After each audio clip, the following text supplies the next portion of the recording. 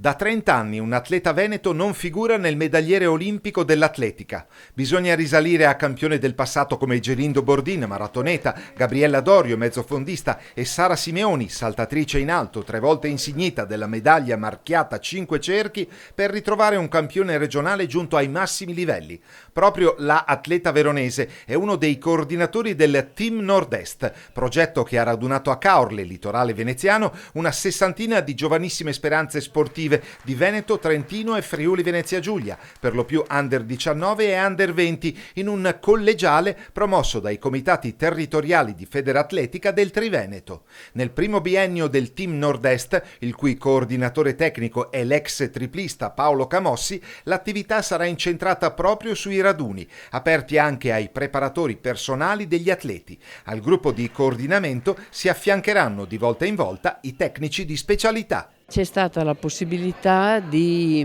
discutere anche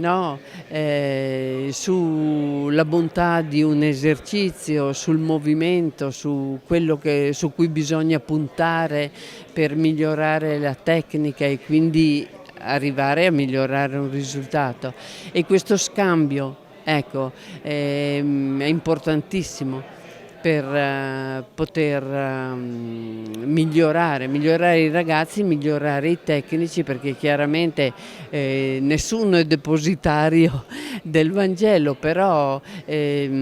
potendo discutere e mettere insieme le esperienze, questo serve a crescere. Tante volte abbiamo visto che il binomio tecnico-atleta, per quanto tutelato dal punto di vista formale, non è mai stato supportato dal punto di vista concreto, e a volte tanti ragazzi purtroppo vengono persi perché in una certa fase nascono le problematiche, mancano i riferimenti, mancano le risorse economiche, si spera nelle famiglie e non c'è un sistema che accompagni queste situazioni. Di sicuro abbiamo ripassato tutti gli aspetti, nel mio caso, dei salti, sia triplo che lungo, quindi salti d'estensione, partendo dal salto vero e proprio, dalle cose basilari come le andature per riuscire ad avere un ottimo salto, fino alle rincorse, passando anche per la pesistica e